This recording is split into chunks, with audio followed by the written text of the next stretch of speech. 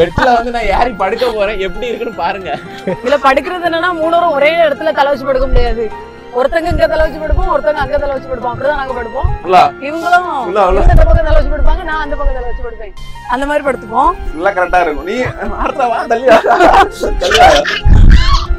Editing வேலை கூட அவங்க இப்படியே இந்த இதுல இருந்தா பாப்பாங்க. படுத்துட்டு அப்படியே எடிட்டிங் வேலை இதெல்லாம் பாப்பாங்க. அப்படியே அப்லோட் பண்றதுதான். போன்ல தான் எடிட் பண்ணுவீங்களா ஃபுல்லா? ஆமா, போன், லேப். இதுக்கு செலவு பாத்தீங்கனாலே ஒரு 6 லட்சம் ரூபாய் மேல செலவாயிட்டு ப்ரோ. கையில இருந்து எல்லாத்தையுமே போட்டு தான் இந்த ப்ராஜெக்டே பினிஷ் பண்ணோம். பினிஷ் பண்ணிட்டு உட்கார்ந்துட்டு இருக்கோம். 1 ரூபா இல்ல.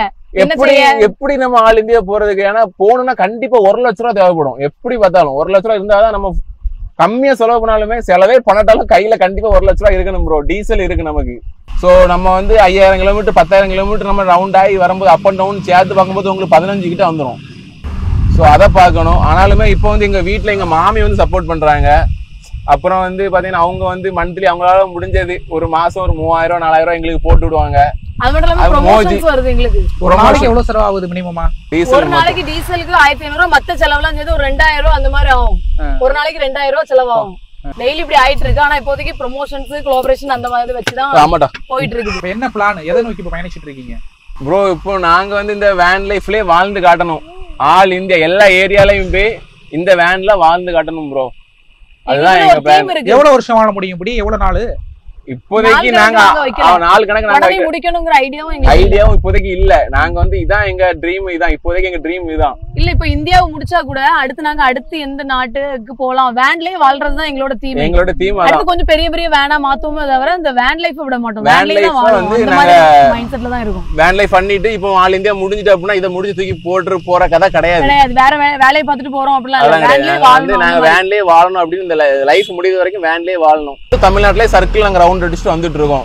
சோ ஒவ்வொரு ஸ்டேட்டுக்கு இது மாதிரி போவீங்களா? கண்டிப்பா ப்ரோ. போயிட்டு ஒவ்வொரு இடம் சுத்தி பாப்பீங்களா இல்ல ரவுண்ட்ஸ் தானா?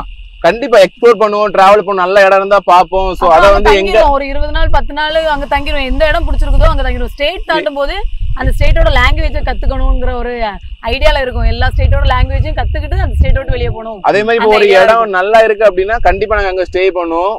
அங்க சேஃப்டி, மக்கள் சேஃப்டி தான் நல்லா வந்து நமக்கு வந்து சப்போர்ட் பண்றாங்க அப்படின்னா கண்டிப்பா அங்க ஸ்டே பண்ணுவோம். இல்ல இந்த இடம் சேஃப்டி இல்ல அப்படின்னா அந்த இடத்துல நாங்க இருக்க மாட்டோம். உடனே மூவ் பண்ணி அடுத்த இடத்துக்கு போயிடும். எப்படி முன்ன பின்ன தெரியாத இடத்துல இது சேஃப்டி இல்லன்னு தெரியும்? நாங்க போயிட்டு அங்க அந்த மக்கள் வந்து நம்ம அப்ரோச் பண்ற விதம் நாங்க பார்த்தாலும் நமக்கு ஒரு இது இருக்கும்ல ப்ரோ, ஒரு கெஸ்ஸிங் இருக்கும்.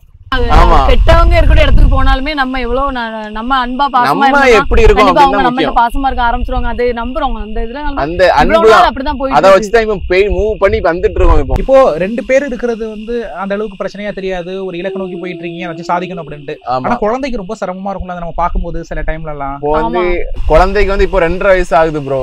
அவ வந்து என்ன பொறுத்தவரைக்கும் அவ வந்து கிஃப்டட் தான், ஒரு லக்கி தான் நான் சொல்லுவேன். ஏன்னா இது வந்து எந்த குழந்தைக்குமே இது அமையாது.